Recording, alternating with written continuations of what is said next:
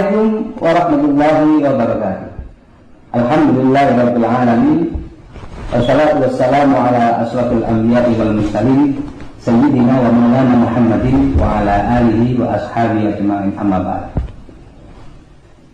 Ikhwan rahimakumullah. Alhamdulillah, pada malam hari ini hadir di tengah-tengah kita dua tokoh pejuang Ahlussunnah wal Jamaah, yaitu yang pertama Kiai Haji Lutfi Basarali. Assalamualaikum Kiai. Waalaikumsalam. Yang kedua Kiai Muhammad Idris Romli. Assalamualaikum Kiai. Waalaikumsalam warahmatullahi wabarakatuh. Alhamdulillah, ini adalah malam yang gembira bagi kita, kehadiran dua tokoh pejuang Ahlussunnah wal Jamaah.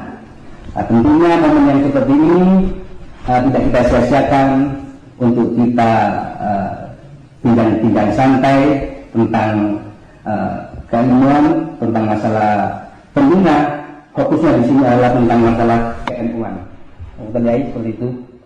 Ada beberapa pertanyaan yang sering kita dengarkan dari tentunya sekarang karena zaman medsos, dari netizen itu tentang NU ini. Di antara yang saya rangkum ialah yang pertama, tujuan pendirian NU ini apa? Untuk yang pertama saya ajukan kepada Kiai Lutfi Basari. Bapak boleh. Pertanyaannya tentang tujuan didirikan NU zaman dahulu kala. Yang saya tahu sebelum NU lahir itu ada istilah satu kelompok di Makkah Mukarramah yang menamakan Komite Hijaz. Kemudian Komite Hijaz ini berjuang untuk menyelamatkan akidah Ahlussunnah wal Jamaah yang terkait dengan masalah Wahabi, ya. Yang mana kita tahu bahwasanya di Saudi Arabia, khususnya di Najd itu ada satu kelompok yang di sana menjadi sumber berdirinya atau timbulnya aliran atau sekte Wahabi. Begitulah, ceritanya panjang, saya tidak akan berbicara tentang Komite Hijaz, ya. Tapi intinya dari Komite Hijaz itu yang di situ atau komite itu suatu badan gitu ya, badan atau dewan gitu ya, yaitu para ulama berkumpul untuk menyampaikan aspirasi bahwasanya di Indonesia khususnya itu berakibatkan Ahlussunnah wal Jamaah, atau mungkin lebih mudah dikatakan pengikut mazhab Asy'ari dan Maturidi dalam bidang akidah. Kalau fikihnya juga kita tahu kita mengikuti mazhab Syafi'i dan begitu ya. Kemudian dalam tasawuf juga mengikuti Imam Junaid al-Baghdadi, yaitu tasawuf yang berbingkai syariat. Intinya begitu. Kemudian tokoh-tokoh Komite Hijaz ini pula yang namanya juga begini yang berbeda. Yang di Indonesia. Nah, di Indonesia ini mereka mendirikan perkumpulan atau ormas namanya Nahdlatul Ulama. Itu ya. Apa yang Nahdlatul Ulama? Yaitu kebangkitan ulama dalam artian untuk membentengi umat atau warga Nahdliyin, ya waktu itu belum namanya NU ya, tapi warga Ahlussunnah wal Jamaah agar akidahnya ini tidak keluar. Kenapa? Ya karena mereka kan sering di kalangan umat Islam itu pergi haji, umroh, kan begitu ya. Yang sebagian dari mereka juga ada satu dua yang terpeleset lah mengikuti aliran Wahabi gitu ya. Maka dibentuklah secara ringkas adanya Nahdlatul Ulama, Jam'iyah Nahdlatul Ulama atau organisasi NU. Jadi tujuan utama yang saya tahu yaitu membentengi akidah Ahlussunnah wal Jamaah yang ada di tengah masyarakat. Karena masyarakat Indonesia saat tersebut itu kan pengikut para wali songo, gitu ya. Yang wali songo itu ya akidahnya sebagaimana tadi saya sampaikan, gitu ya. Itu bagaimana agar lestari. Karena ada masukan-masukan pemikiran-pemikiran. Lalu saya cermati yang saat itu getol, yaitu dari Wahabi sana kan begitu, dari Saudi. Itu terjun ke Indonesia atau datang juga ke Indonesia, maka para ulama Ahlussunnah wal Jamaah ini untuk memberikan ini, maka dibuatlah NU. organisasi NU. Tapi sebenarnya kalau menurut saya itu bukan sekedar menghadapi Wahabi saja, karena zaman itu juga kan zaman kemerdekaan. Dan tokoh-tokoh kita ini kan juga mendapati zaman Belanda itu penjajahan, baik Belanda maupun Jepang gitu ya. Yang mana Belanda itu membawa akidah atau ajaran yang lain, yaitu orang-orang Nasrani yang begitu, tokoh-tokoh Nasrani yang dari Belanda. Dan di Belanda itu juga mereka ada yang berpikiran liberal atau bebas gitu ya. Itu orang-orang orientalis seperti Slobodko, Van der Plas yang gitu. Ini juga tokoh-tokoh kita, ulama-ulama kita nggak mau apa yang dibangun oleh para Wali Songo, yaitu Islam yang ada di Jawa atau di Indonesia ini berubah, itu menjadi sekuler, menjadi liberal, nggak mau mereka. Maka dibentuklah yang namanya organisasi Nahdlatul Ulama. Karena itu peran dari tokoh-tokoh NU saat tersebut di samping ingin melestarikan ajaran para pejuang yang menyebabkan Islam pertama kali di Indonesia, sekelas para Wali Songo ya, dan juga ulama-ulama terdahulu. Karena ada yang kedua dari Wali Songo itu ada, tapi akidahnya sama itu dengan Wali Songo kan itu. Itu diutamakan untuk tetap lestari ajaran Wali Songo. Tapi di sisi lain, karena kan kemerdekaan itu perlu direbut oleh bangsa Indonesia. Sedangkan orang-orang Belanda yang 350 tahun menjaga Indonesia dengan agama yang dibawanya Nasrani, tentu juga tidak mungkin dibiarkan oleh para ulama kalau rakyat Indonesia yang Muslim itu kemudian pindah agama, maka didatangi juga. Gitu. Tapi kalau menurut saya inti dari didirikan Nahdlatul Ulama itu untuk menjaga akidah umat Islam agar tetap menjadi berakidahkan Ahlussunnah wal Jamaah ya. Kalau fikih khusus untuk warga Indonesia ini kan mengikuti mazhab Syafi'i, itu bukan berarti menolak tiga mazhab yang lain seperti Hanafi, Maliki, Hambali enggak. Tapi ulama yang dulu menyebarkan Islam di Indonesia kebetulan bermazhab Syafi'i. Karena itu kitab-kitab sejak zaman dahulu kala ya, yang dibawa diajarkan adalah mazhab Syafi'i begitu.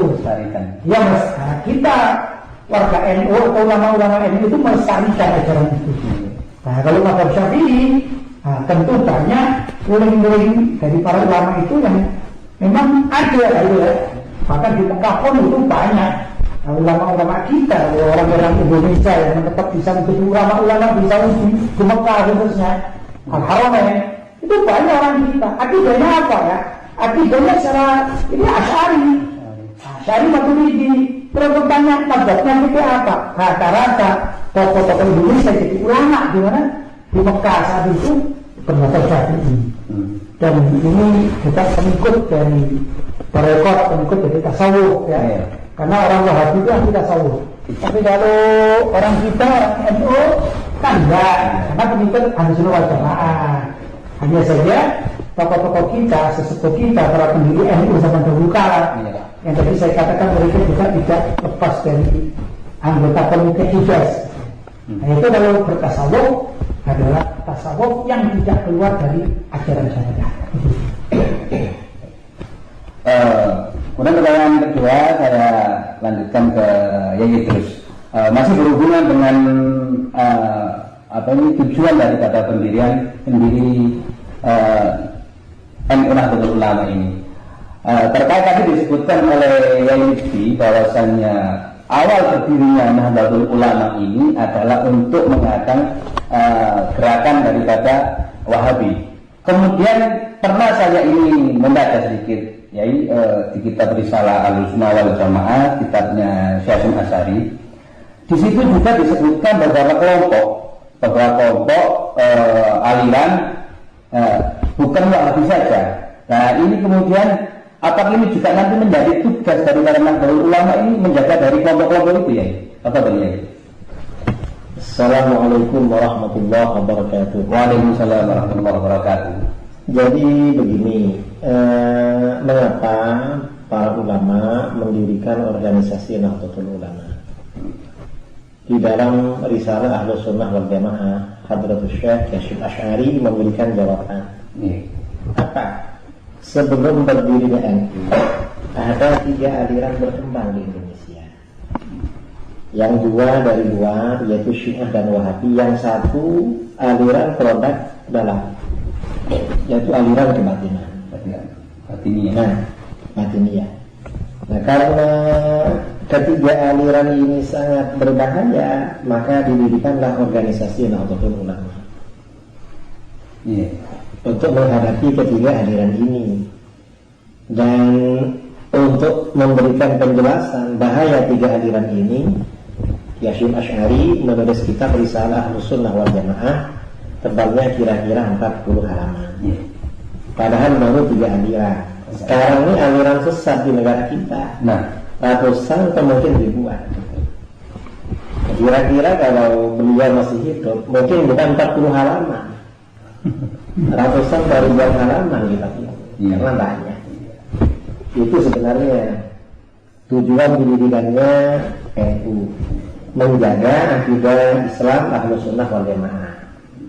Karena Ahlus Sunnah wal Jamaah ini Islam yang disebarkan oleh para ulama penyebar Islam di Nusantara sejak periode awal dulu. Karenanya ini perlu dipertahankan, perlu dijaga. Itu tujuan didirikannya organisasi Nahdlatul Ulama. Terus apa tadi?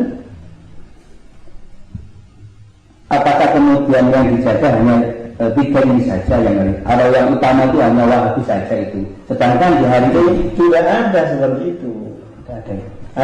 Jadi setiap apapun yang membahayakan terhadap akidah umat, tugas para ulama harus menjelaskan. Jadi memang banyak ya saudara-saudara kita dari para kiai, para asatidz fokus pada Wahabi. Mengapa? Karena memang kita akui di antara aliran-aliran yang ada, yang penyebarannya paling banyak, hampir seluruh titik di Indonesia itu Wahabi. Agresif. Kemudian Syiah, ada juga yang fokus pada Syiah ada. Kemudian ada yang fokus pada HTI. Sebenarnya semuanya harus fokus, harus apa? Harus ditangani semua, ditangani. Karena seperti dikatakan oleh Al-Imam Az-Zubair bin Abdus Salam, kata beliau, Allah nazzala al-alimu ala qaumin tafashsha fihim az-zina fatakallama alaihim bihurmatir riba faqad khana Allah wa rasulah. Apabila seorang alim singgah pada suatu kaum, di kalangan kaum itu merebak perzinahan, lalu orang alim ini berceramah, berbicara tentang keharaman riba, tidak membicarakan problem yang memang dihadapi kaum. Ini berarti orang alim ini berkhianat kepada Allah dan Rasulnya. Karenanya memang tugas para kiai, para ulama, para asatidz, problem apapun yang ada di tengah-tengah umat itu harus dijelaskan. Apakah itu Wahabi, ataukah itu Syiah, atau HTI, kebatinan, terutama liberal. Nah, sekarang ini sebagian kawan-kawan kita ada yang enggan berbicara tentang Syiah dan liberal. Nah, mengapa enggan berbicara? Ya karena banyak orang-orang di struktural NU terpengaruh liberal dan sebagian terpengaruh Syiah. Akhirnya sebagian orang yang biasa berceramah gak berani, dan itu salah. Mestinya dibicarakan karena itu berkhianat kepada Allah dan Rasulnya. Seperti dikatakan oleh Imam Az-Zubair bin Abdus Salam. Harus. Dan ini yang biasanya digarap oleh Syekhina Kirati Basari. Ya kalau kita baca Risalah Ahlus Sunnah wal Jamaah memang begitu ya. Dia aliran-aliran, kalau tadi memang lahirnya NU tidak lepas dari Komite Hijaz dan kawan-kawan di Komite Hijaz itu hidup. Dan para ulama yang menjadi anggota Komite Hijaz itu orientasinya memang di Mekah, gitu ya, di Mekah. Maka kalimat Wahabi itu pasti tidak akan terlupakan. Tapi seperti dikatakan itu saja, Kalau di Indonesia semua agama itu ada aliran-aliran disebut itu al-Jahmiyah gitu ya. Macam-macam itu. Maksudnya yang di Indonesia ya, di Risalah Sunnah wal Jamaah awalnya kan Syafi'i semua. Iya, betul. Kemudian menjelang berdirinya NU itu kan ada 3 aliran ini yang berkembang. Betul. Jadi itu.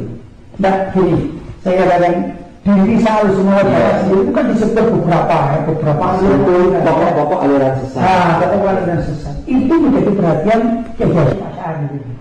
Artinya pendirian NU-nya itu kan peduli terhadap pelanggaran akidah, akidah sesat. Maka otomatis kita sebagai pelanjut NU gitu ya, sebagai warga NU, mestinya kan bukan mengikuti bahasa Asy'ari kan gitu kan. Iya. Bukan kemudian justru bergaul dengan orang Syiah, bergaul dengan orang Ibra, bahkan menjadi Ibra kan gitu. Kan aneh ini. Ya ini itu yang aneh. Karenanya apapun problem yang ada di tengah-tengah umat harus kita atasi. Harus diberikan penjelasan, diberikan pencerahan. Karena itu fungsi dan tugas para ulama seperti itu. Khususnya di NU kan gitu ya. Khususnya di NU, karena NU ini memang sudah punya komitmen untuk menjaga Ahlus Sunnah wal Jamaah. Kemudian begini, sebelum era ini memang tidak ada organisasi. Mengapa? Dulu ketika masih umat Islam ini hidup dalam khilafah Utsmaniyah di dunia Islam secara umum ya, kemudian di luar situ kerajaan-kerajaan Islam. Karena memang sistem pemerintahan itu Islami, dan mereka pengendalinya Ahlus Sunnah, organisasi keagamaan tidak diperlukan. Mengapa? Karena pemerintah, daulah, khilafah ini memang juga membentuk Ahlus Sunnah agama. Kemudian setelah khilafah Utsmaniyah ini jatuh ya, dan jelas dengan jatuhnya khilafah Utsmaniyah ini, kerajaan-kerajaan Islam di luar sana tidak punya harapan. Maka bagaimana? Satu-satunya cara membentengi, menjaga akidah umat, mendirikan organisasi. Dan itu Nahdlatul Ulama. Dan ini, pendirian organisasi ini diisyaratkan oleh Imam Al-Haramain Al-Juwaini dalam kitab Al-Qiyasi, bahwa ketika memang umat Islam ini tidak punya pemerintahan, tidak punya kekuasaan yang fokus, yang mengatasi, maka persoalan apapun kembali kepada para ulama. Dan ini yang dilakukan oleh para masyayikh pendiri Nahdlatul Ulama. Nah, terus tadi yang saya katakan di kitab yang ditulis sendiri oleh Hasyim Asy'ari itu kan menyoroti kesesatan Syiah, misalnya di beliau menyatakan di situ ada Syiah dua yang disebut, yaitu Zaidiyah dan Imamiyah. Zaidiyah itu kesalahannya itu bisa dikatakan ringan ya, dibanding dengan Syiah Imamiyah. Tapi pun demikian, kata para ulama bahwa Syiah Zaidiyah itu sama dengan Syiah Tafdhil. Apa Syiah Tafdhil itu adalah orang-orang yang mengatakan Sayyidina Ali lebih afdal daripada Sayyidina Abu Bakar, Sayyidina Umar. Itu pemerintah Hasyim dikatakan sesat. Sedangkan Imamiyah itu kalau kita melihat di buku-buku mereka itu kan sudah takfir kepada para sahabat. Bukan takfir saja ya, bukan kepada para sahabat saja, kepada istri-istri Nabi juga begitu. Loh, kalau andai kata Hasyim itu tahu, dan kalau belum mengatakan Syiah Zaidiyah itu termasuk ahlul bid'ah, ahlul bid'ah ya, sesat gitu ya, sesat, dan fikihnya tidak boleh menjadi rujukan, tidak boleh menjadi rujukan. Apalagi Imamiyah begitu, berbeda dengan orang sekarang. Kalau Imamiyah di dalam risalahnya Mbah Hasyim kadang-kadang sampai pada stadium kufur. Betul. Waqat yartaqi ila kufur. Itu Imamiyah. Itu Imamiyah. Dan kita punya di buku saya juga punya Al-Kafi, punya ya. Manglaya dulu Kafi, saya punya kitab-kitab yang sejarah. Itu kitab aslinya asli. Saya dulu punya asli, malam itu ada asli. Kemudian oleh kawan-kawan difotokopi karena aslinya ada. Antum punya aslinya? Saya punya fotokopi yang punya asli, ada banyak yang punya asli punya kita. Tapi kayak si Al-Imamiyah ini apakah masuk kelompok firqah di dalam Islam atau di luar Islam? Lepas dari itu saya katakan begini, bahwa kesesatan Syiah Imamiyah itu Ya memang berbeda-beda tingkatannya. Bagaimana Ahlussunnah memandangnya bagaimana? Mbah Hashim mengatakan itu adalah yang tadi dan bukti. Bisa kadang-kadang dalam apa namanya? Dalam persatuan mereka. Ya. Itu yang akan Statistik berarti ya, untuk per personnya begitu melihatnya begitu ya? apa? Bukan person. Jadi begini ya. Iya ya. Kalau secara umum, Iya. itu termasuk fiqh Islam. Secara umum. Iya. Nah, kemudian kalau misalnya karena di dalam Syiah, di dalam akidah Syiah ini terjadi hulu. Iya. Hulu itu artinya ekstrim berlebih-lebihan. Kadang-kadang hulu ini membawa mereka pada kufur. Kalau sudah terjerumus pada kufur, berarti sudah bukan Islam. Oh, iya. Seperti yang diterangkan di Idris itu ada buku namanya Illa Ali. Iya. Nah itu kalau kita baca di situ hampir isinya itu menyembah Ali, begitulah terangkan. Yang hulu itu. Itu dulu. Tapi itu juga lahirnya dari Tamiya. Kalau sekarang imamnya itu bisa dikatakan ada tokoh sentral itu Khomeini. Nah ini jadi masalah. Kalau Zaidiyah saja Ulul Hashim Asy'ari dikatakan ahli bid'ah, termasuk orang bid'ah, ahli bid'ah yang sesat. Bagaimana dengan imamnya? Iya. Saya jadi masalah. Iya, ini lebih parah. Jauh lebih parah. Itu pun menjadi apa ya? Sekarang Namanya di antara ya ajaran Syiah Imamiyah ini yang kufur. Iya. Yang ada di kitab-kitab mereka seperti menafikan keautentikan Al-Quran. Ini kufur, keluar dari Islam. Tapi kita tidak secara otomatis mengkadirkan Syiah yang ada sekarang. Mengapa? Ya karena ketika kita mereka tanya mereka percaya pada Quran sekarang. saya itu punya pengalaman. Suatu saat saya ke kantor PBNU Iya. Jakarta. Kebetulan saya nggak tahu sih, memang ada keperluan di sana. Waktu itu saya ingin ketemu Kiai Muzaki, ringkas begitu. Nah setelah di sana Itu waktu kepemimpinan siapa itu? Kiai Muzaki. ya Kiai Muzaki. Oh, iya.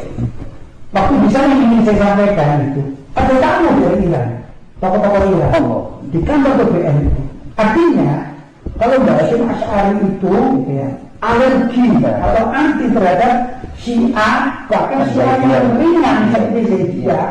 Tapi orang sekarang ini, NU sekarang itu justru berangkulan dengan Syiah Imamiyah kan begitu. Ini kan punya gitu. Orang struktural namanya. Ya tentu waktu itu PBNU dan juga ya saya baca di beberapa literatur atau di medsos sendiri ya, dan ada sih bukti-bukti yang bisa disampaikan itu. Ada kawan-kawan yang pernah ke Iran itu katanya mahasiswa Indonesia yang berasal dari anak-anaknya orang NU ya, itu banyak belajar di Komunan ya. Itu kan ya rawan ya, sehingga rawan untuk terpengaruh kan begitu. Ini ya sebenarnya kita menyorotnya, kenapa kok tidak mengikuti akidah yang diajarkan oleh Hashim Asy'ari gitu ya, bahwa kita tidak boleh lah meringankan suatu masalah termasuk dalam pergaulan. Hashim Asy'ari saja mengatakan jangan bergaul dengan orang-orang Syiah, jangan ambil literatur dari orang-orang Syiah. Tapi kenapa orang sekarang tidak demikian begitu?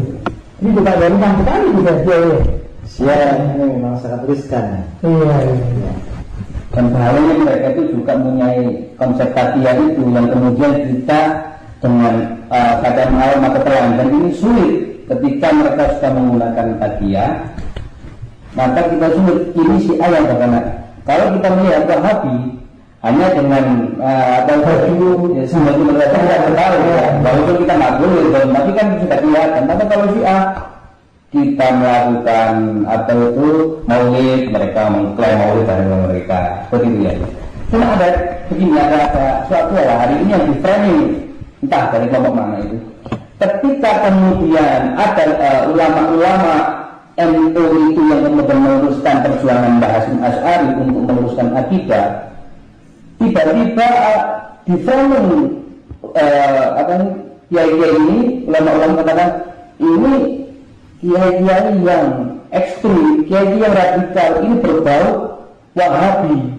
Ketika katakanlah satu figur tokoh memperjuangkan syariat Islam dari tokoh NU, ya kan? Kemudian dikatakan bahwa ini rasa Wahabi, dikatakan Aswabi, terus ini Apa tuh? Ini itu dulu bagaimana? Saya kira itu namanya perang propaganda atau pembunuhan karakter.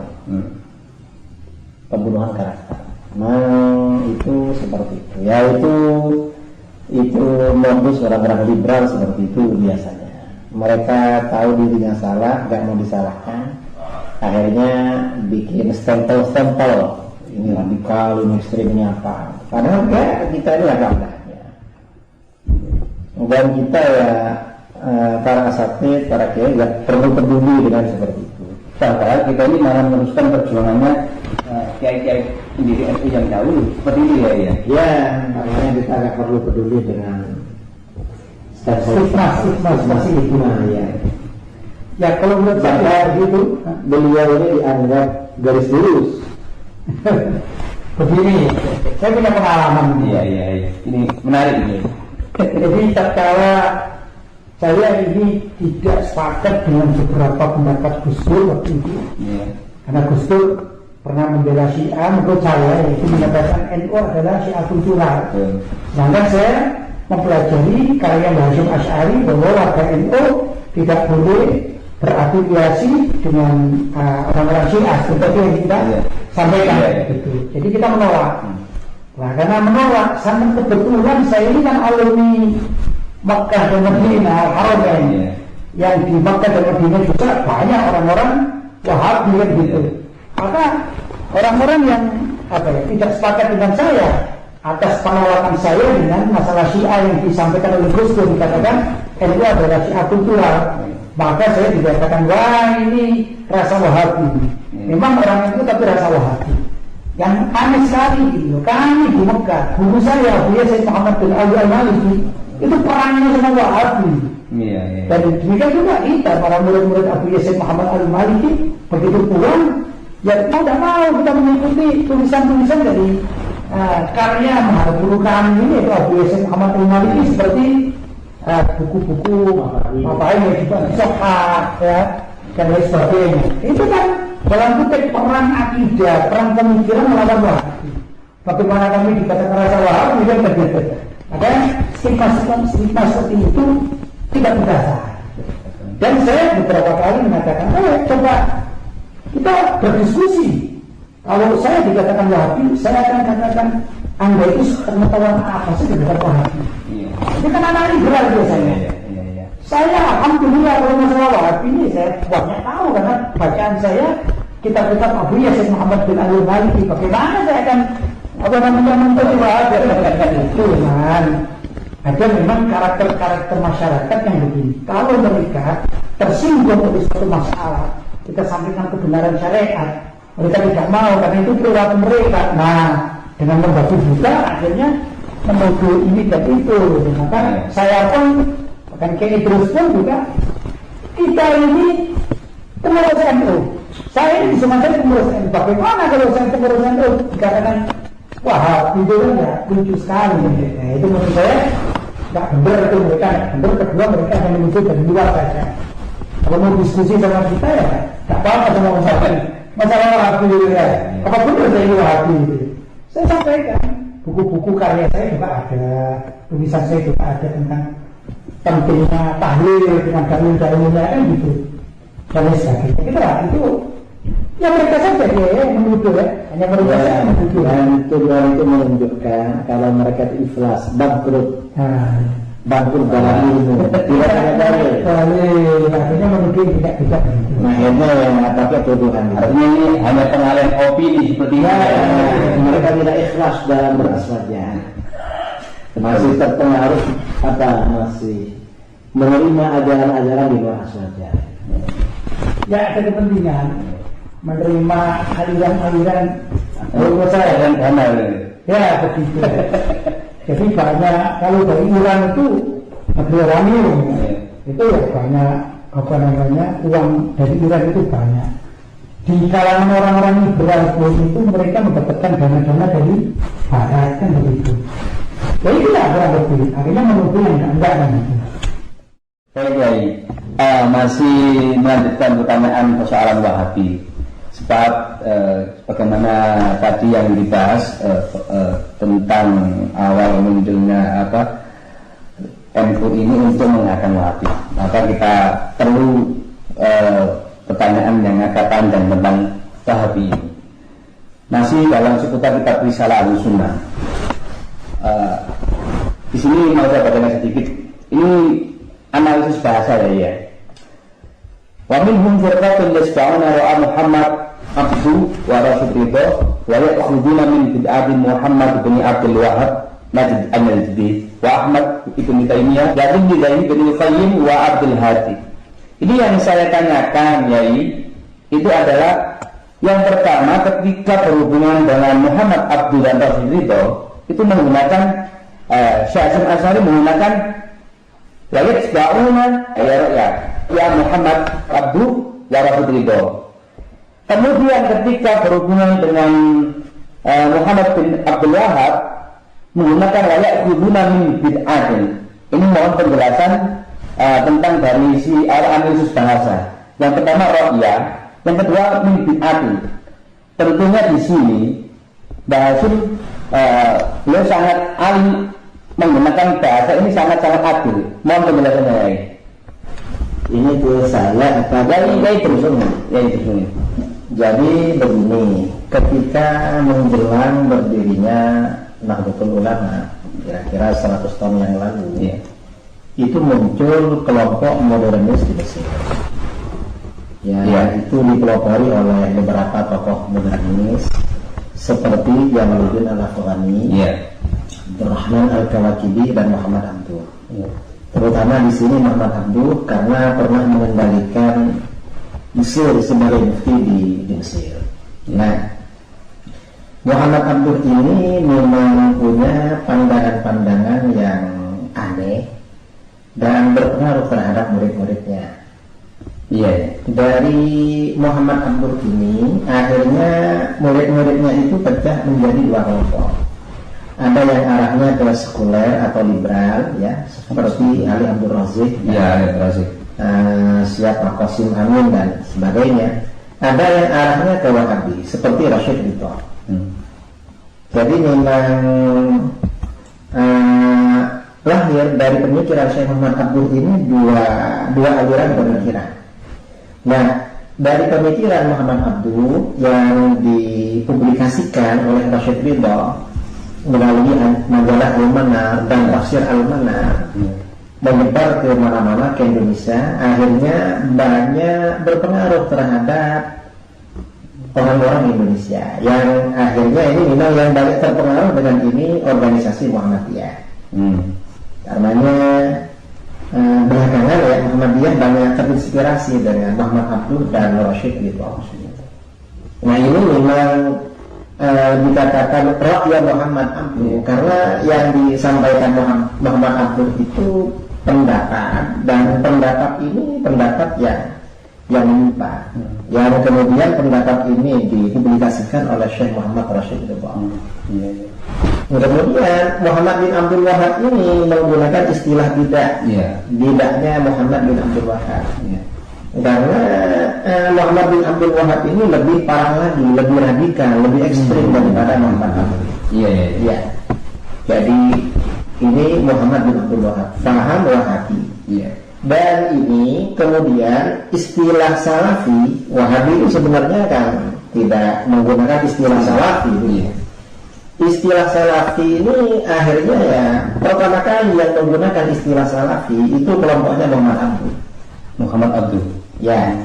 Kelompoknya Muhammad Abduh. Kemudian Wahabi lama-kelamaan juga mengambil istilah Salafi. Mengapa dua kelompok ini dipertemukan oleh satu visi dan misi, yaitu pemurnian tauhid, pemurnian agama dari berbagai unsur bid'ah, tahayyul, khurafat, ini dalam bahasa mereka. Ini walaupun pemurnian seperti ini tidak diakui oleh Islam. Pemurnian yang dikatakan oleh Wahabi jelas tidak diakui. Ini bid'ahnya Syekh Muhammad bin Abdul Wahhab. Kemudian di situ Muhammad bin Abdul Wahhab ini mengadopsi dari bid'ah-bid'ah yang sebelumnya disebarkan oleh Syekh Ibnu Taimiyah dan kedua muridnya Ibnu Qayyim al-Jauziyah dan Ibnu Abdul Hadi. Ini yang menyebarkan. Ini paham Wahabi sebenarnya yang awal mula berlangsung di Indonesia. Itu pra berdirinya organisasi Nahdlatul Ulama atau pra kemerdekaan. Jadi Wahabi ini sudah masuk. Karenanya Wahabi yang masuk ke Indonesia sampai sekarang ini ada dua corak utama ya. Ada dua corak. Ada yang nuansanya yang sangat Saudi, bin Bas dan kelompoknya. Ada yang Mesir. Yang Mesir, kalau yang Mesir ini yang agak liberal. Jadi yang agak condong ke liberal. Kemudian kalau yang Wahabi ini sangat radikal. Tetapi mereka dipertemukan dalam satu ideologi yang sama di antara mereka. Ada kesamaan, walaupun ada perbedaan. Itu kalau kita membaca dari pola pikir orang-orang Wahabi yang ada di Indonesia.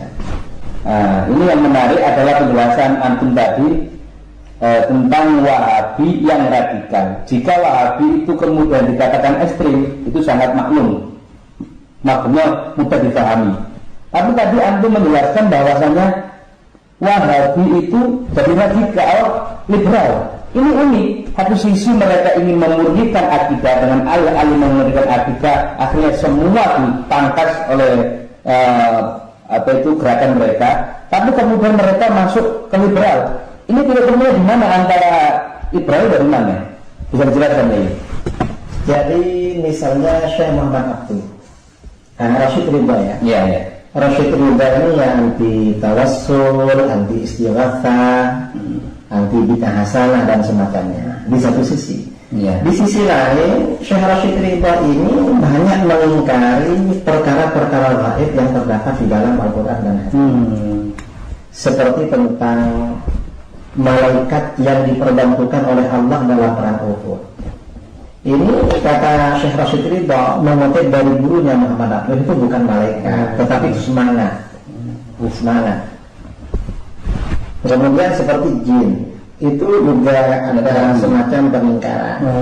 Dan Syekh Rashid Ridha ini, kalau kita membaca perkembangan ilmu hadis di adab modern, di mana ada kelompok-kelompok yang terjerumus dalam ingkarus sunnah, pengingkaran terhadap hadis-hadis.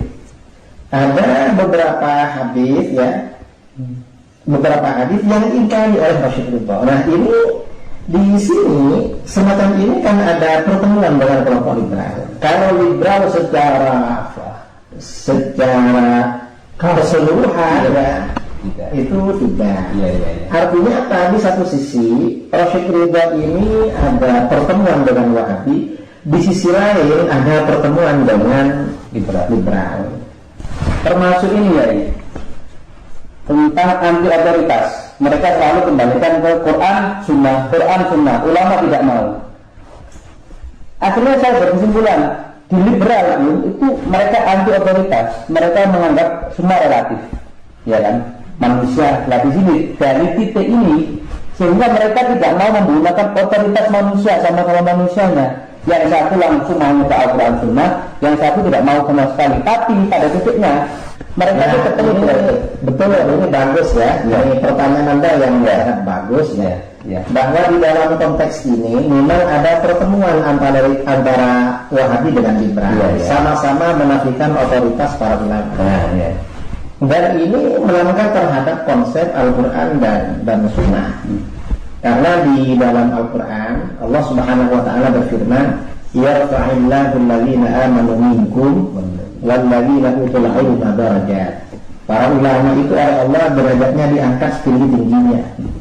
Nah ini berarti artinya apa? Para ulama itu wajib ditinggikan derajatnya, bukan direndah-rendahkan, apalagi disejajarkan dengan orang biasa. Itu tidak boleh. Di dalam hadis-hadis seperti itu. Nah ini Wahabi juga seperti itu. Mereka memang menafikan otoritas para ulama. Mengapa menafikan otoritas para ulama? Agar masyarakat mengakui otoritas mereka. Jadi menolak. Jadi mereka ini Wahabi ini ya melarang bertaklid kepada ulama dulu agar taklid pada mereka. Oh iya. Nah, jadi mereka ini mengharapkan taklid, tapi taklid pada ulama dulu. Kalau sama mereka dilakukan. Alasannya apa? Kita ikut Al-Quran dan Sunnah. Jadi mereka ini beranggapan, ya, menanamkan pikiran bahwa apa yang mereka sampaikan itu Al-Quran dan Sunnah. Kalau ulama itu pendapat mereka pribadi. ya, padahal itu ya ijtihad mereka pribadi. Kalau saya melihat ini tadi, Iya ya. antara Syekh Muhammad bin Abdul Wahab dengan Rasyid Ridho, Iya. atau dengan Muhammad Abdul. Iya. Kalau Muhammad bin Abdul Wahab itu kan dari Najd. Iya. Ya, lalu sekarang bisa dikatakan Saudi. Iya. Sedangkan pemikir yang lain seperti Rasyid Ridho dan Muhammad Abdul itu kan nuansa-nuansa Mesir. Iya. Memang berbeda. Berbeda cara pandang orang Saudi yang saya tahu ya, itu tentang apa yang diyakini mereka ya, Iya. dengan orang-orang Mesir. Sampai sekarang itu ada perbedaan. Kalau di Mesir itu lebih mudah berpikir pada sekuler, liberal itu lebih mudah. Tapi kalau di Saudi ini ya lekat dengan kewahabiannya gitu. Makanya ya ekstrim. Makanya kalau Kiai Hasyim Asy'ari menggunakan bid'atu Muhammad bin Abdul Wahab, Iya. itu sangat tepat menurut saya. Karena memang bid'ahnya itu munculnya di Najd gitu. Sedangkan pemikir-pemikir itu ya ada, kan? Ikut ya ikut, tapi kan tidak 100% ikut Muhammad bin Abdul Wahab kan gitu. Maka penggunaan teks yang dinukil atau ditulis oleh Hasyim Asy'ari itu sangat tepat. Betul. Kepada Muhammad bin Abdul Wahab mengatakan bid'atu Muhammad bin Abdul Wahab. Iya. Sedangkan pada Rasyid Ridho dan Muhammad Abdul itu Ra'yu Muhammad Abdul sama Rasyid Ridho. Karena itu memang pendapat itu kan seperti cabang gitu ya, cabang. Saya misalnya saya contohkan dalam mazhab Syafi'i gitu ya. Kalau Imam Syafi'i itu kan dalam mazhab ini kan asal gitu ya. Sedangkan ada Imam Nawawi, ada Imam Romli kan begitu. Ini kan cabang dari pendapatnya Imam Syafi'i kan gitu. Seperti itu kan. Jadi memang harus penggunaan bahasa yang tepat betul. Betul. Maka disinilah letak kehebatan Ahlussunnah wal Jamaah. Tokoh-tokohnya itu menggunakan adil dalam menggunakan segalanya, termasuk dalam bahasa seperti itu ya. Sekarang ini berlanjut kepada pertanyaan pengalaman. Pertama saya tanya terkait lebih dulu. Apa pengalaman Yai ketika berhadapan dengan orang Wahabi ini bisa disampaikan bagaimana ketika memberikan tips dan trik ini untuk menghadapi orang-orang seperti ini. Kadang mereka itu apa ya tadi itu pokoknya Al-Quran Sunnah sehingga kita itu ketika menggunakan logika bid'ah Anda seperti itu. Mohon penjelasannya. Kalau pengalaman pribadi tentang bagaimana ekstrimnya orang-orang Wahabi, saya kan mondok di Mekah, Syekh Muhammad Ali Al-Maliki gitu. Maka kami pernah pesantren kami ini diobok-obok gitu ya, kalau zaman sekarang gitu ya, dimasuki oleh intel-intel Wahabi gitu. Saya sempat itu lari sembunyi di kamar mandi, tak kunci gitu. Nah, karena kan itu kelompok kita ini dikatakan kelompok ahli bid'ah menurut mereka yang harus diberangus. Sedangkan pemerintahan Saudi di zaman saya di sana, itu saya di sana kan 1983 sampai 1991. Di antara itu waktu kuat dalam pemerintahan Saudi. Iya. Tapi figur guru saya Abu Yazid Muhammad bin Al-Maliki, masuk orang Mekah yang benar-benar fenomenal kan gitu, itu juga mempunyai pengaruh yang sangat besar dan luas. Saya bicara Saudi ya, di kalangan orang-orang Saudi sehingga menjadi kiblat. Nah, orang-orang tokoh-tokoh Wahabi itu berlindung pada pemerintahan Saudi saat tersebut. Jadi ini kalau bisa dikatakan pemerintahan dengan swasta gitu ya. Perbedaannya begitu. Yang swasta itu Abu Yazid Muhammad Al-Maliki, ya guru kita gitu. Itu sangat terasa sekali gitu, bahwa tuduhan-tuduhan terhadap ulama-ulama kita kadang nggak berdasar. Jadi kalau sudah diadu dalil mereka kalah gitu, orang-orang Wahabi itu kalah. Tapi mereka menggunakan kekuasaan. Ini sangat ekstrim sekaligus dengan melalui fisik ya, kekuasaan. Itu kalau Wahabi bisa masuk di dunia pemerintahan atau pejabat-pejabat. Begitu. Kalau pribadi saya terkait dengan Wahabi debat itu, saya di medsos zaman masa-masa apa namanya dunia Facebook dan sebagainya, saya cermati begini, orang Wahabi itu pinter meles, betul. Iya. Jadi sukanya meles. Jadi kalau misalnya ada dua pendapat ya, pertama dia menyatakan A gitu ya, minta dalil, kita beri A, dalilnya A, maka dia akan meles mencari dalilnya B. Kalau kita kasih dalil B, dia akan mencari dalil C. Pokoknya gimana caranya nggak sama-sama kita gitu. Padahal misalnya sudah jelas ya. Kalau saya contohkan misalnya gini, antara gula dengan garam, siapapun akan mengatakan bahwa gula itu rasanya manis, garam rasanya asin. Kalau misalnya suatu saat ini kita berdebat dengan Wahabi, ternyata dia salah dalam menyampaikan. Dia mengatakan kita ini makan garam rasanya manis. Sudah, akhirnya kita cek segala macam. Juga apa mendapat tokoh-tokoh misalnya dalam dunia ini sampai profesor pun juga seluruh dunia mengatakan garam itu asin. Kan salah mereka kan? Iya. Kalau kita kasih dalilnya gula itu, dalilnya garam itu asin ini, sedangkan gula itu manis. Itu mengatakan, tidak gitu, maksud saya gula bukan gula yang itu, bukan yang teman punya, tapi gula bikinan saya sendiri, gitu. Kan repot kita ini kan. Jadi pinter melesnya ini. Jadi yang saya tahu begitu. Makanya kita, kalau saya pada akhir-akhir ini, sekarang kita sampaikan aja kebenarannya. Mau kita dikata-katakan oleh orang-orang Wahabi bahwa dalil dari kita ini lemah atau juga palsu gitu ya. Mereka juga definisikan palsu dengan lemah itu juga berbeda dengan kita. Kan standarnya berbeda. Ya yang lagi gitu ya, kita sampaikan aja kepada masyarakat kebenaran. Sehingga masyarakat itu menilai yang benar memang demikian. Kita mengeluarkan hadis atau kita mengeluarkan ayat-ayat Al-Quran tentang amalan-amalan kita. Misalnya contoh sekarang kan mendekati bulan Maulid ini. Diingkari apapun, kita sudah punya dasar tentang bolehnya Maulid Nabi kan gitu. Dengan pemahaman kita, bukan dengan pemahaman Wahabi. Kita menggunakan ayat Al-Quran loh. Seperti yang Abu Sayyid Muhammad bin Al-Malik itu selalu menyebut ayat Qul bifadlillahi wa birahmatihi fabidzalika falyafrahu, kan gitu. Qul bifadlillah, katakanlah dengan keutamaan kedermawan dari Allah ya, wa birahmatihi, dan rahmat dari Allah kan gitu. Fabidzalika, dengan hal itu falyafrahu, hendaklah kalian bergembira, bersenang-senang kan gitu.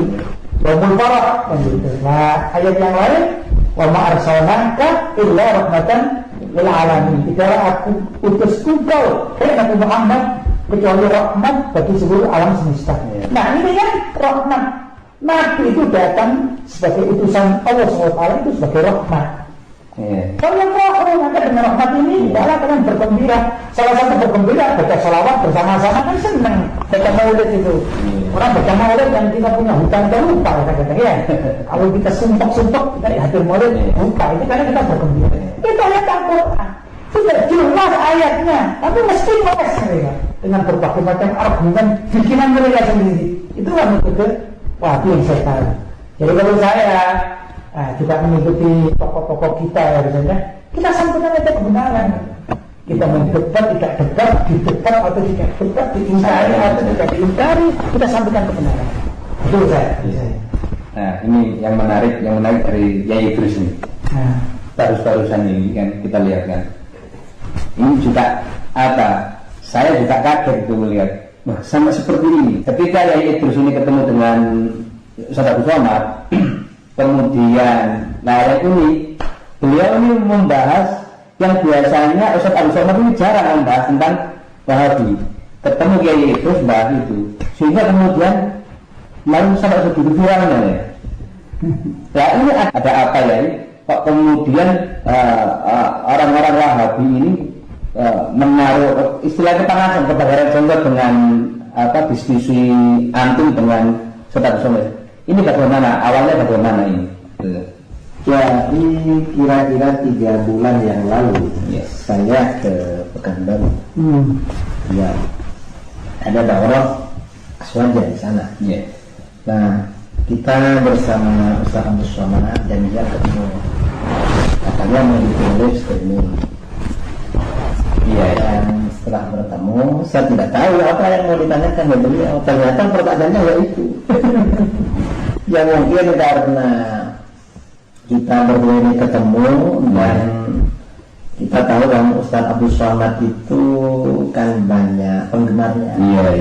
Akhirnya ini menjadi viral, Wahabi kebakaran. Akhirnya Wahabi Ba'arah bikin video semua. Akhirnya itu. Kita nggak tahu kalau mereka itu marah karena kita pulang dan selesai. Datangnya marah sekali. Akhirnya ya kita balas seperti itu. Ya seperti yang dikatakan Kelufi, mereka itu tidak ilmiah biasa.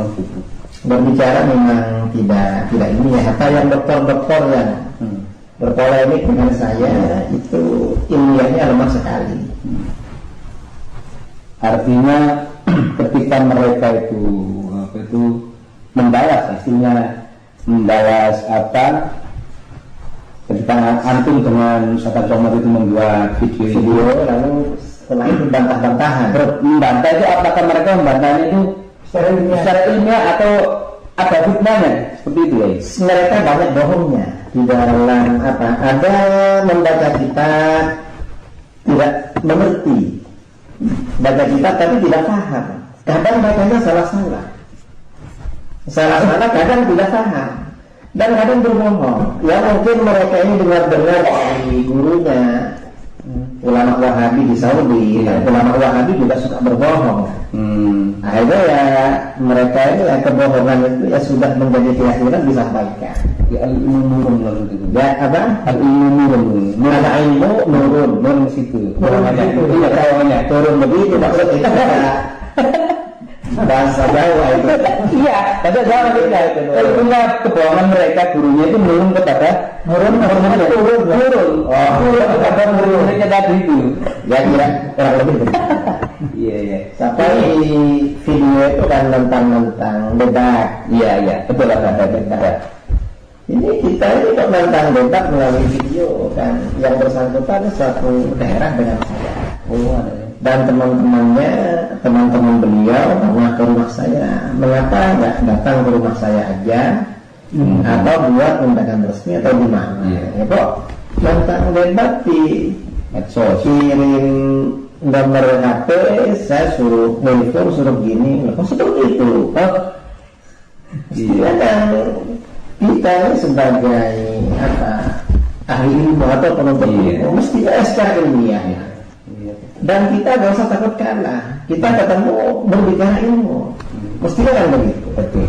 Tapi ya tidak. Lalu setelah itu ada orang Wahabi kirim WA sama saya setelah kita membuat beberapa video dan pihak Wahabi gak bisa menjawab, terutama masalah tauhid rububiyah. Bahwa tauhid rububiyah versi Wahabi yang diterangkan di banyak kitab Wahabi itu adalah penipuan dan kebohongan besar. Dalam itu bid'ah mereka. Itu bid'ah mereka. Bid'ah dalam besar. Akhirnya ada orang Wahabi beri WA pada saya, kalau bisa videonya jangan dilanjutkan katanya. Tidak memecah belah Islam. Dan katanya kalau untuk mau kita pertemukan dengan ustaz-ustaz Wahabi dalam dialog tertutup. Akhirnya saya minta tolong sama kawan-kawan saya, ini yang kirimnya dari mana? Setelah dilacak dari Bekasi. Lalu saya minta kawan-kawan kita di Bekasi menindaklanjuti permintaan ini. Akhirnya yang bersangkutan dihubungi sama kawan kita, Ustaz Abdul Rahim. Kita katanya mau dialog. Siapa saja Ustaz Wahabi yang mau dialog dengan saya? Nanti kami yang fasilitasi, kata kawan saya di sana yang mengundang. Karena ada 3 orang ustadz yang mau Udah, ya, ada yang berinisial F, kemudian ada Y, kemudian berinisial A. Ternyata setelah ditunggu 1 minggu semuanya tidak siap. Tidak ada yang siap ya. Alasan apa? Padahal ini ilmiah dan mereka terus menulis buku, bikin ini, menghantam terus.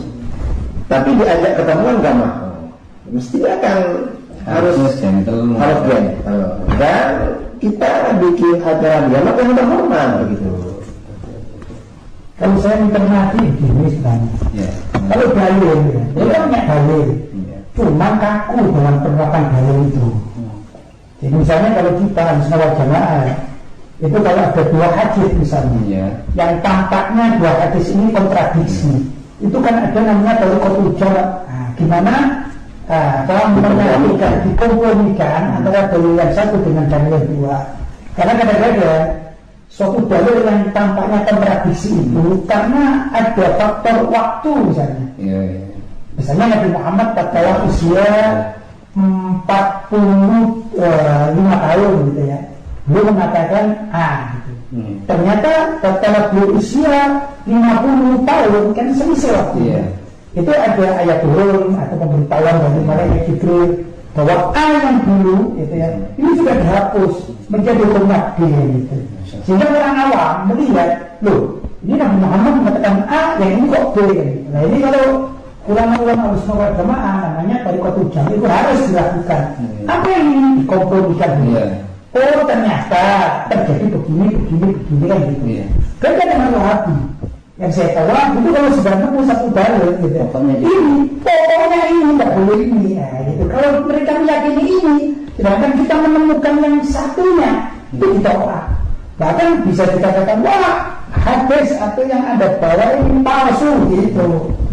Jadi tidak fair lah gitu ya. Yang saya lihat begitu.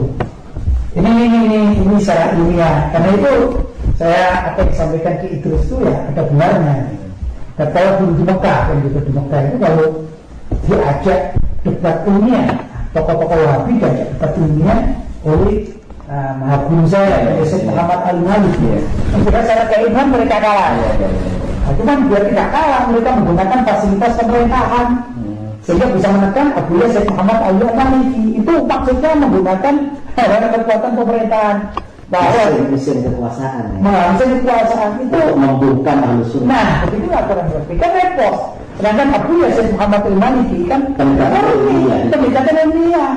Yang itu diikuti ya oleh kita Ahlussunnah Jamaah. Memang Tariqah semacam demikian itu sudah ya ratusan tahun terdahulu kan begitu.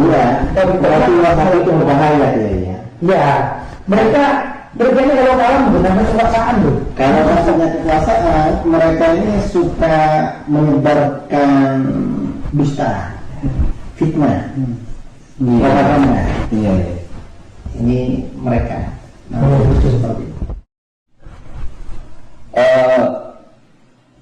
Jika tidak dari sini, maka ketika tadi itu terang opini ya, mereka karena kata yang disampaikan oleh Yai Idrus bahwasanya karena mereka itu tangguh, artinya ketika mereka itu tidak bisa menyampaikan argumentasi ilmiahnya menghadapi apa itu argumen dari kita, kemudian kita diserang dengan opini-opini yang fitnah, menyudutkan fitnah itu. Fitnah untuk menyudutkan. Kalau di sini, padahal kita ini menyampaikan, ada yang menyampaikan tentang syariat. Kalau kita lari, kita tarik kembali. Nah, ini pengetahuan saya ya. Orang-orang yang anti syariat itu adalah orang-orang yang berbahankan liberal. Liberal itu bisa menempatkan di mana-mana. Akhirnya saya berkesimpulan begini, seolah-olah tumbuh suburnya aliran sesat ini itu dipayungi oleh kelompok aliran liberal. Terus ini ya, apa? Ya. Memang begitu kalau bicara ke Indonesia ya. Jadi liberal itu mempunyai akses ke beberapa lini ya di masyarakat. Yang jadi masalah kita di NU dan saya dan kita semua warga NU ini sepi. Karena apa? Karena orang-orang PBNU dan orang-orang tokoh-tokoh di NU itu juga banyak loh yang sudah terpengaruh dengan pemikiran liberal itu, dengan kemasan-kemasan macam-macam. mulai dari pluralisme gitu ya, pluralisme gitu ya, masih banyak. Ini adalah nuansa-nuansa liberalnya itu sangat kental sekali. Contoh misalnya kalau zaman kita baca di kitab-kitab Hasyim Asy'ari, saya katakan literatur yang dipergunakan oleh warga NU itu kan bukan cuma karya Hasyim Asy'ari, tapi semua kitab yang benar-benar produk dari ulama-ulama akidah Ahlussunnah wal Jamaah atau ulama salaf, itu adalah produk yang diterima oleh Hasyim Asy'ari atau NU lah begitu. Entah itu bermadzhab Syafi'i, Maliki, Hanafi, Hambali, asalkan itu adalah produk dari kitab-kitab ulama Ahlussunnah wal Jamaah, ulama aswaja, salaf di zaman dahulu kala, maka diterima. Begitu.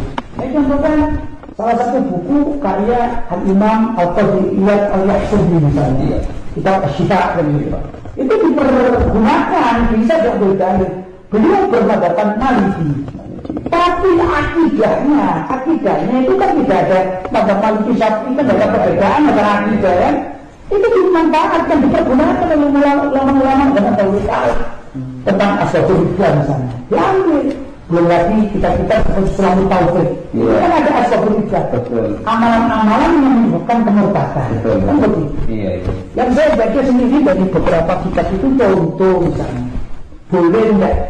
Saya katakan warga NU saja ya. Boleh enggak warga NU itu datang ke kanisa, gereja, kemudian mengikuti ritual gereja seperti Natalan dan sebagainya.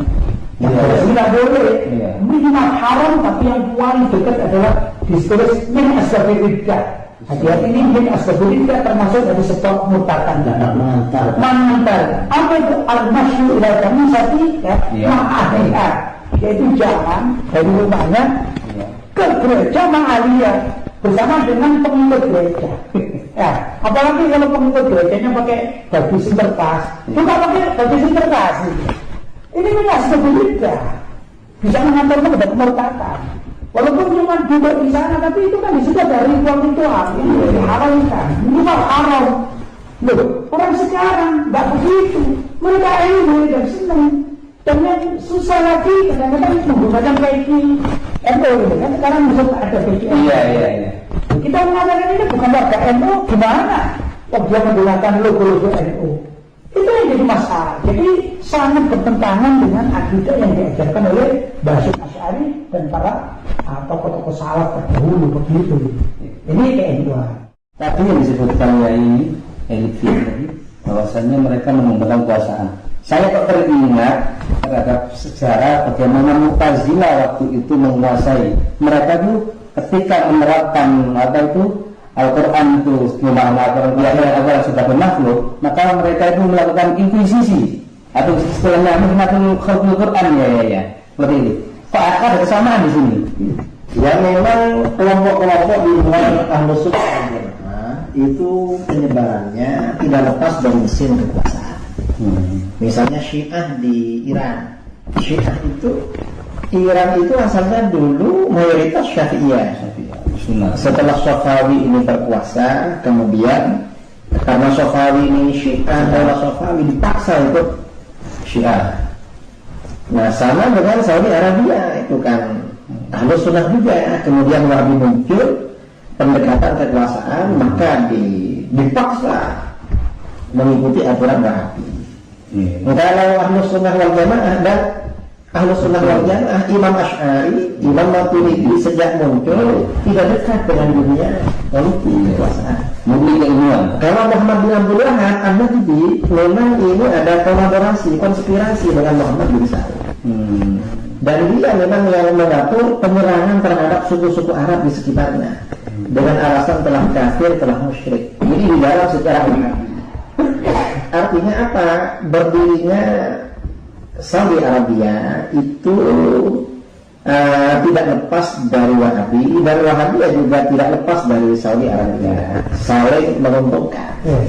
Kalau Ahlussunnah ya itu awal penyebarannya tidak menggunakan mesin kekuasaan, tetapi keilmuan, pendekatan keilmuan pada awal mazhab Asy'ariyah Maturidiyah. Sehingga ketika kemudian benar-benar bisa disampaikan, maka yang kita lihat sampai hari ini, mengapa Ahlussunnah wal Jamaah Asy'ariyah ini menyebar, itu benar-benar masuk. Artinya apa? Menjadi pola pikir, menjadi mempengaruhi cara pandang umat Islam ini yang berada pada Ahlussunnah, sehingga mereka kalau benar-benar mau mengkaji, ya akhirnya nggak mudah untuk tergiur dengan aliran yang lain. Nah ini ya, hari ke sini.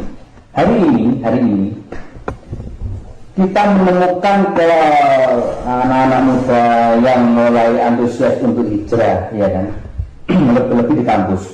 Ini yang saya cermati.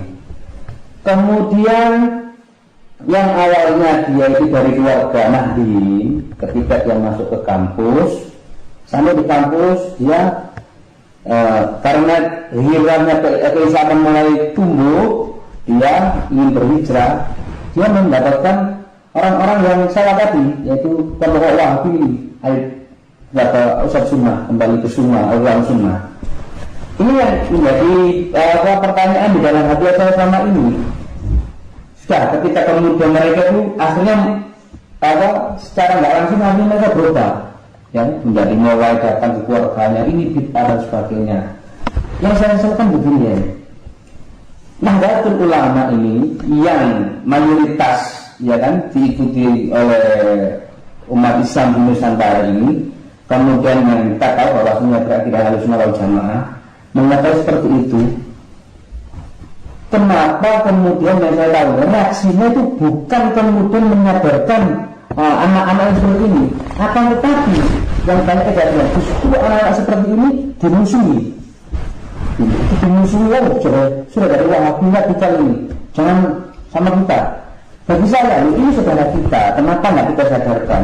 Harusnya karena kita ini Nahdlatul Ulama ini yang Nahdliyin adalah mayoritas, kita membuat strategi dakwah itu masuk ke kampus seperti itu. Ini jawabannya. Kalau saya melihat ya bahwa perubahan pola pikir di Nahdlatul Ulama, saya katakan khususnya kalangan struktur kepengurusan. Saya juga ini struktur ya, walaupun ditamakan saya struktur. Ini wakil orang Islamia kan struktur. Cuman kita bicara pola dakwah. Kalau sekarang ini mungkin beberapa tahun terakhir itu terkontaminasi dengan pemikiran politik nasional, sehingga untuk berbicara masalah akidah itu jarang sekali, bahkan minim di kalangan NU ini. Padahal kalau kita jadi mencermati berdirinya NU itu untuk membentengi akidah Ahlussunnah wal Jamaah dari pengaruh Wahabisme yang ada di Saudi kan gitu. Itu dulu, samanya Hasyim Asy'ari, Ki Wahab Asbullah kan begitu ya, dan juga generasi berikutnya. Nah sekarang akhir-akhir enggak. Jadi tokoh-tokoh sentral di kepengurusan NU itu nggak ngurusi akidah. Masalahnya begitu, yang diurusi adalah dunia kekuasaan. Politik praktis. Iya, politik praktis. Walaupun tidak praktis juga dilakukan itu. Ya bikin partai, bikin ini kan, praktis dan praktis itu ya itu alam yang sekarang ada. Iya, karena dunia itu digeluti, sehingga tokoh-tokoh yang nonton itu minim memahami akidah yang benar. Ini jadi masalah. Karena sekarang ini apalagi sama sekarang dunia medsos. Nah itu kan ada wartawan-wartawan kita itu yang aktif di dalam dunia medsos, itu kan sering menjuluki seseorang dengan julukan yang tidak tepat. Tiba-tiba ada muncul seorang tokoh NU, dia bukan kiai, karena dikatakan kiai itu kalau bisa mengaji ya. Iya. Nah, kenapa dia dikatakan tiba-tiba menjadi kiai? Karena dia ini ratingnya itu naik karena bermula dari kepengurusan, mulai dia aktif di IPNU. Kemudian dia ini mempunyai pemikiran gitu dalam berorganisasi, tapi tidak mau ngaji. Dia tidak mau ngaji. Kemudian diangkat ke Ansor. Dari Ansor karena dia ini punya prestasi dalam pemikiran berorganisasi. Kan gitu ya. Kemudian dia jadi pengurus MBC misalnya. Dari MBC dia nggak bisa ngaji. Saya itu banyak kenal. Kenapa nggak bisa ngaji? Kawan saya nggak bisa ngaji. tahu saya. Ya kalau ngaji-ngaji kampungan itu ya, tapi maksudnya sebagai seorang kiai juga lah. Kemudian naik lagi ke PW gitu, naik lagi akhirnya ke PBNU. Itu, saya ke PBNU. Nah ini masyarakat melihat orang PBNU itu namanya semuanya harus kiai. Maka yang semua ini ya bapak biasa tiba-tiba kiai haji. Nah semacam ini yang terjadi. Ya. Jadi mendapatkan predikat kiai bukan karena alim mengaji, mengerti akidah. Kelihatan akidahnya ini ya, misalnya sangat lemah gitu. Nah kalau sudah demikian, gimana orang semacam ini bisa mengatasi seperti tadi itu anak-anak NU, kemudian dia termotivasi dengan beberapa promosi dari orang-orang Wahabi, dari orang-orang HTI, dari orang-orang liberal, dari orang-orang Syiah. Loh kalau tokoh NU-nya nggak ngerti akidah, kita bacakan bukunya Hasyim Asy'ari asing di tengah mereka. Saya ini sering ya, kalau misalnya diskusi lewat WhatsApp gitu ya, kalau zaman dulu pakai SMS itu, saya memang hidup dalam dunia ini dan beberapa kali saya berbicara dengan tokoh-tokoh NU nasional gitu. Kemudian saya sampaikan, ada, saya tidak nyebut nama ya, salah seorang dari NU gitu, diskusi baik dengan saya. Begitu saya menukil kata-kata dari surat Taufik misalnya, atau dalam kitab ini, itu dia mengatakan, padahal beliau ini orang PBNU, katakan, ya ternyata itu saya belum paham masalah itu. Dan apa yang antum sampaikan ini perlu dipahami oleh kawan-kawan kita semuanya, khususnya di PBNU. Saya bilang, ini di tablet saya ini kelas 1 Sanawiyah ini. Ini belajar kelas 1 Sanawiyah.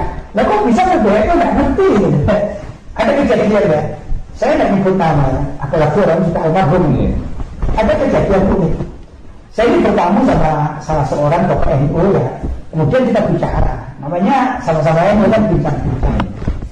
Karena saya senang membahas tentang masalah Syiah, maka beliau bertanya. Nah waktu itu nyebut saya Gus Lutfi gitu ya, maka saya masih muda. Sekarang sudah. Sekarang orangnya masih muda. Saya, ya. Saya 55 ya, masih muda. Gitu. Tapi waktu itu kalau tidak salah usia saya belum 40 tahun. Iya. Waktu itu jumpa dengan beliau. Bilang gini, Gus mau tanya Gus ya. Tapi silakan. Apa ya? Saya itu kok baca sejarah ya. Waktu Sayyidina Ali menjadi khalifah, itu kan banyak kejadian-kejadian kan. Nah, kejadian-kejadian perbedaan pendapat gitu, sampai ada perang gitu. Lalu itu kemana? Sayyidina Bakar, Sayyidina Umar dan Utsman itu kemana? Kok mereka tidak bantu katanya. Saya bilang, Masya Allah, ini tokoh yang pernah dipilih NU dapat sejarah mempertanyakan perkara Sayyidina Ali jadi khalifah, kenapa Sayyidina Bakar tidak bantu? Kenapa Sayyidina Umar tidak bantu? Kenapa Sayyidina Utsman tidak bantu? Berarti apa ini? Kan minim sekali kemana agamanya. Lalu Sayyidina Bakar sudah wafat, Sayyidina Umar sudah wafat, Sayyidina Utsman sudah wafat, gimana bisa membantu Sayyidina Ali yang gitu? Apalagi yang lain. Apalagi yang lain gitu. Ini bukti bahwasanya di struktur NU itu ada ya beberapa orang yang memang tidak paham gitu. Ya ini naik karir itu, berkarir itu bukan karena keilmuan. Tapi setahu saya, cerita dari ayah saya, cerita dari kakek saya gitu. Zaman dahulu kala namanya pengurus NU itu tidak wajib bisa lipat gitu. Ini orang-orang pesantren. Begitu. Tapi yang lain diperbantukan. Misalnya ada dokter, ya dokter pandai, ya boleh. Tapi ini dalam statusnya ini sebagai seksi kesehatan kan gitu. Dan tidak muncul atas nama sebagai kiai, dokter, tak begitu zaman dahulu kala. Sekarang kan udah, yang penting sudah masuk sana masuk sini, bahkan advokat yang ngertinya itu ilmu ini, hukum positif negara. Kalau tidak masuk ke BNI langsung jadi kiai, langsung kiai kalau tidak masuk sekarang, karena dibesarkan oleh medsos. Ini jadi masalah. Saya melihat pengalaman ya. Jumpa pengurus Syuriah NU tingkat wilayah, tapi di luar Jawa.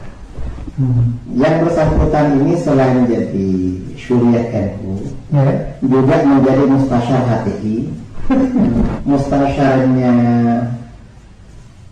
Ijabi Syiah Ya. dan mustasyarnya Wahabi. Satu orangnya. Ya. Dan dia duduk di Suriah ya. Saya tanya, Bapak ikut itu? Lah kenapa Kiai? Lah itu kan beda dengan NU. Masa beda? Saya tak tahu dia, saya kira sama kan sama-sama Islam. Dan orang yang minum, ya bukan cuma minim, yang bersangkutan ini dokter, cuma dia khair baik. Kalau ada apa-apa suka bantu. HTI mendirikan organisasi dia, lalu akhirnya jadi harus semua. Semua lini, semua organisasi yang ideologinya berbeda-beda. Itu ada yang seperti itu. Ya terjadi, memang seperti itu lah yang terjadi. Makanya kalau diharapkan kenapa NU zaman sekarang itu juga mengajak bagi adik-adik kita yang di kampus gitu. Ya karena pengurusnya nggak punya nawaga atau kemampuan untuk mengajak. Apalagi zaman sekarang ini yang namanya NU itu kalau dijual dalam dunia politik laku keras. NU itu kan gemuk ya, ibarat wanita yang lemah gemuk ya kan gitu ya, yang dilirik dari mana-mana, apalagi dunia politik. Itu jadi tingkat. Bahkan kalau sudah masuk dunia politik, kadang-kadang ilmunya hilang, ilmu kitabnya itu bisa hilang. Itu yang terjadi begitu. Yang dulu haram jadi halal, gitu kan? Karena dunia politik itu repot gitu. Jangan istilahnya itu imanun fi amwabihim maksudnya. Wah, imanun fi amwabihim. Atau ini kemudian dari segi struktural itu seperti itu karena mereka itu ya karena punya pengetahuan dan fokusnya itu orientasinya ke apa politik. Ada lagi itu seperti ini ya, mereka itu kemudian apa ya, yang berpikiran itu sudah terkontaminasi pemikiran-pemikiran liberal sehingga apa yang mereka orientasikan bukan hanya seperti itu, tapi ini lebih kan apa ada perubahan menggeser nilai-nilai perjuangan Nahdliyin lawan ulama ya termasuk menekan syariat Islam ya ini mereka sudah itu lagi bahkan ada yang menentang. Nah ini mohon penjelasannya ya. Orang-orang atau oknum-oknum yang di dalam ini kemudian seperti ini bagaimana pendekatannya dihadapkan tokoh Nahdliyin ulama bagaimana? Maksudnya yang struktural yang lurus bagaimana? Ya kalau kita ya ingin mengembalikan jati diri NU itu sesuai dengan ajaran Hasyim Asy'ari sebagai kotak dasar NU ya. Dan ada Qanun Asasi kan begitu, ada kitab-kitab beliau yaitu seperti Risalah Ahlussunnah wal Jamaah atau kalau dilengkap beliau mempunyai kitab namanya Ihsan Usyari ya, kumpulan dari buku-buku Hasyim Asy'ari. Itu kita yang bisa membaca atau dunia pesantren itu bisa mengkaji. Kedua, kita jadikan buku itu rujukan untuk dakwah. Barangkali begitu. Jadi sekecil apapun kita sampaikan, insya Allah sebagian dari masyarakat itu akan bisa meresapinya dan kembali. Jadi itu alhamdulillah sekarang masih ada para kiai itu yang peduli terhadap masalah kita. Ya. Walaupun kalau misalnya kita kasih tidak 100%, ya. Kalau kita mendapatkan 50% saja orang Nahdliyin memahami ajaran hakikatnya gimana sih aswaja itu kan sudah lumayan daripada hilang semuanya. Maka kita dari kawan-kawan kultural, ulama-ulama pesantren itu basic NU itu pesantren. Itulah yang menurut saya berkewajiban mengajak adik-adik kita kan gitu ya. Kalau mereka tidak ditangani oleh struktur NU, kepengurusan NU ya, kita artinya masyarakat yang masih peduli tentang akidah warga NU ini, kita berusaha untuk menyelamatkan mereka, memperkenalkan kalau misalnya bicara Wahabi, apa sih perbedaan Wahabi dengan NU, tapi bukan NU-nya yang sekuler atau liberal itu bukan, tapi NU-nya Hasyim Asy'ari. Begitu caranya, kita sampaikan saja sampai masyarakat tahu lah apa sih beda NU zaman dahulu kala dengan yang sekarang ini struktural itu apa kepentingan yang berbeda. Lalu menurut saya kalau kepentingan Hasyim Asy'ari ini adalah dan kawan-kawan beliau ini adalah benar-benar murni ingin menjaga akidah warga umat Islam Indonesia, karena umat Islam Indonesia itu yang asli adalah lebih dikatakan Sunni, gitu ya. Sunni madhabnya dalam fikih Syafi'i. Saya bisa merekomendasikan demikian karena wali songo itu yang diajarkan adalah madhab ini Syafi'i, sedangkan akidahnya akidah Ahlussunnah wal Jamaah Sunni Syafi'i. Nah, gimana Sunni Syafi'i ini kan bisa ditambah dengan ilmu tasawuf, Sufi kan gitu ya. Tapi tasawuf ada dua yang saya tahu. Tasawuf yang tidak atau yang keluar dari syariat itu nggak dipakai. Seperti contoh misalnya tasawuf yang pernah dianut oleh Siti Jenar. Nah itu kan ditakwa sesat oleh para wali songo. Dan wali songo itu tasawufnya adalah tasawuf yang berpikir syariat, yang dulu dilakoni oleh Imam Junaid Al-Baghdadi. Kan begitu. Nah ini yang perlu dilestarikan.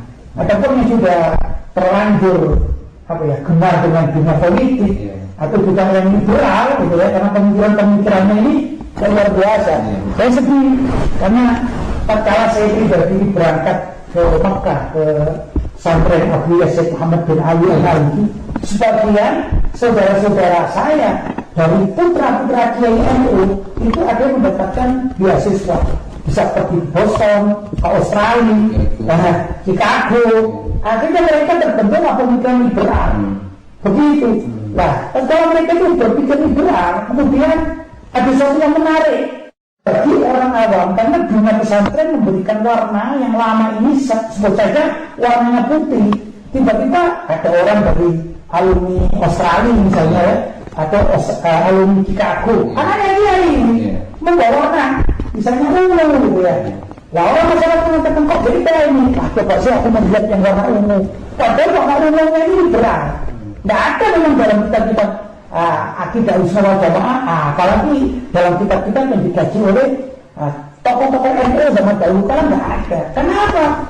Karena yang dibawa oleh anak-anak liberal ini kan dunia pemikiran barat, yang bisa dikatakan pemikiran orientalis. Nah, seperti yang dulu kalau di zaman Belanda ada Nasrullah, ada Van der Plas. Itu berbeda dengan dunia pesantren. Masalahnya orang zaman sekarang itu tertarik dengan sesuatu yang berbeda. Nah, yang berbeda ini dilakukan oleh anak-anaknya kiainya Kiai NU, pengurus NU, tapi kiainya liberal. Macam-macam kepentingannya. Pertama, dia tidak mengerti ajaran syariat yang benar sesuai dengan apa yang diajarkan oleh ulama-ulama NU, termasuk oleh ayahnya sebagai Kiai NU gitu ya. Dia tidak paham, dia berangkat masih mentah. Akhirnya dia adopsi ilmu-ilmu dari barat lah, begitu. Kemudian jadilah pemikiran liberal. Yang jadi masalah kan di struktur NU ini ada yang berkepentingan, orang-orang liberal berkepentingan untuk merebut NU ini agar pemikiran liberalnya itu bisa memasyarakat. Begitu mas asalnya. Karena ya yang tokoh-tokoh pesantren kita tidak terima kan. Gimana dulu kita ini mengajarkan itu ilmu-ilmu seperti sebetulnya ilmu sulam maupun, atau kalau dalam segi akhlak misalnya buku taklim ilmu taklim. Nah ini sekarang dihikari apa taklim taklim itu bukan zamannya sekarang. Kemudian apa ini bukan zamannya. Nah ini kan perusak apa ya, manhaj yang sudah diterapkan oleh para pendiri NU. Begitu. Kita yang orang-orang pesantren itu ya berkewajiban menyampaikan dengan metode yang mudah dipahami, apalagi dengan anak-anak remaja. Kita gunakanlah bahasa-bahasa anak remaja, tapi yang kita adopsi adalah ilmu dari pesantren. Itu penting sekali. Saya sering mengajak satu muda, satu muda. Kalian kan masih muda, dakwah kalian itu tidak menyentuh remaja-remaja di kampus. Dan kalian membaca kitab-kitab yang diajarkan oleh para guru di pesantren cuma dengan bahasa mereka. Yang masalah kan gini nih, misalnya Wahabi ya, atau HTI ya, itu yang lain-lain masuk ke dunia kampus dengan pemahaman mereka, tapi menggunakan bahasa-bahasa yang diminati oleh anak-anak kampus. Dan kadang-kadang dunia pesantren tidak berpikir semacam itu, dia menyampaikan kebenaran. Bahkan lebih hebat dalil-dalilnya daripada orang-orang Wahabi atau HTI dan sebagainya. Hanya bahasa yang disampaikan tidak selaras dengan dunia kampus, akhirnya tidak laku.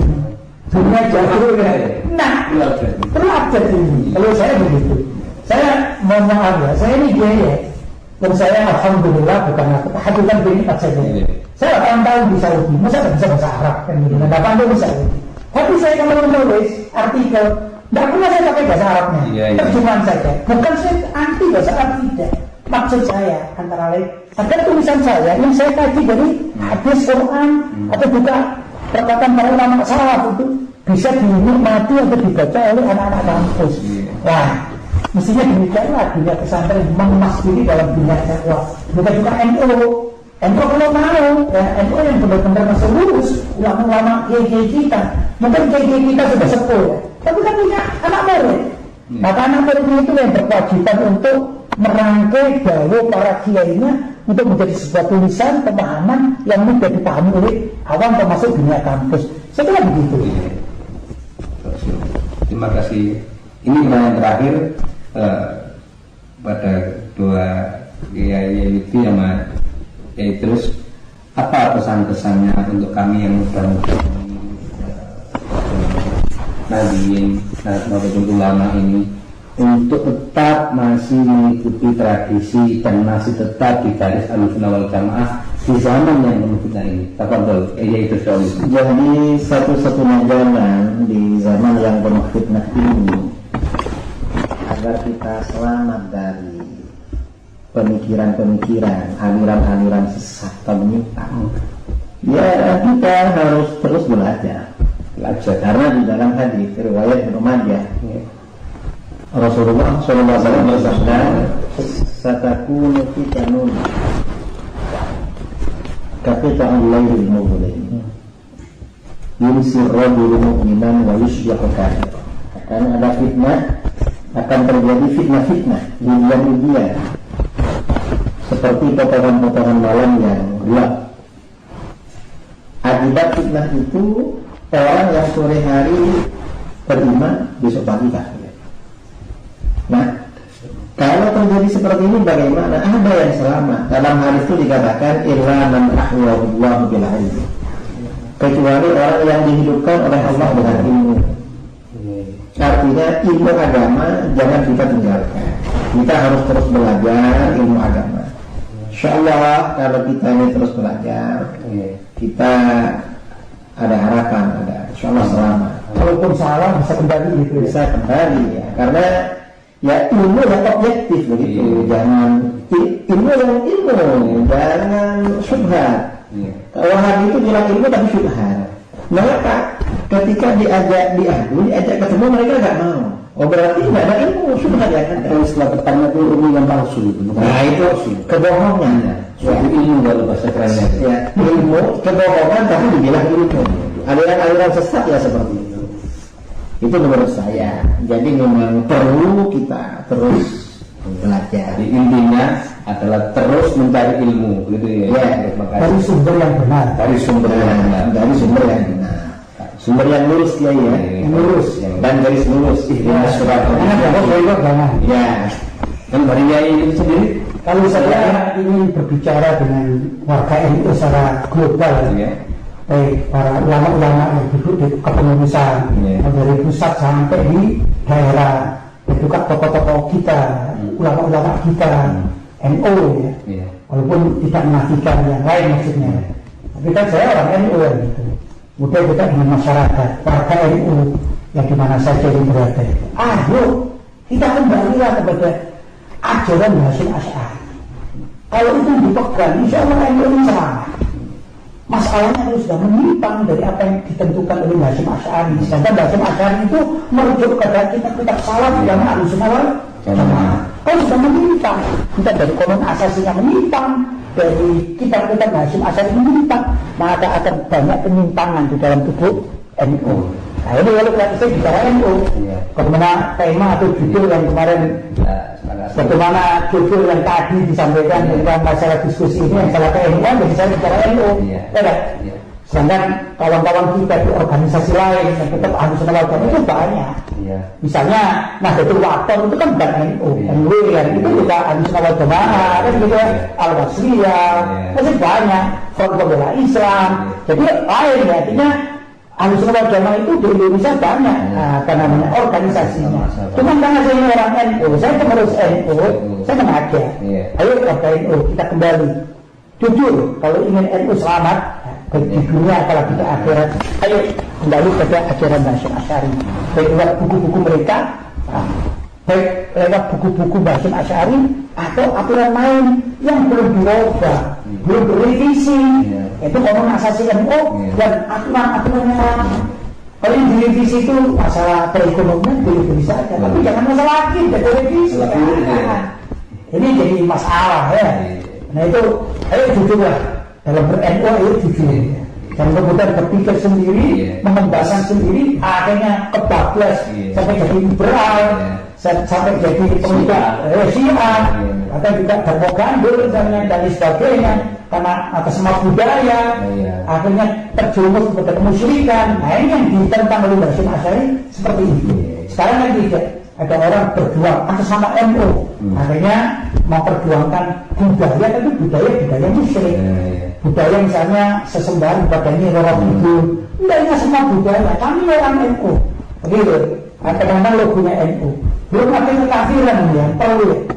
Kalau zaman Hasyim Asy'ari tidak ada ceritanya Hasyim Asy'ari dan kawan-kawan masuk gereja itu tidak ada ceritanya.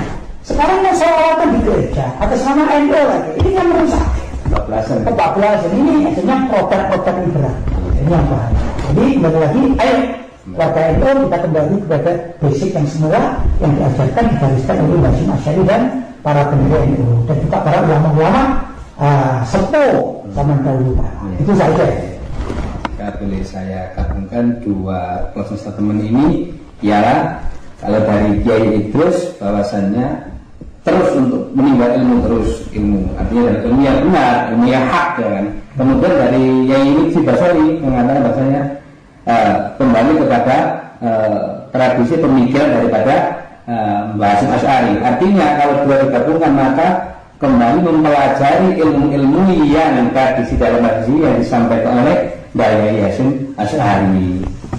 Baiklah, demikian para pemirsa sekalian, bincang kita pada malam hari ini dengan tema KNU-an. Mudah-mudahan bisa membawa manfaat dan barokah tersendiri bagi kita semua.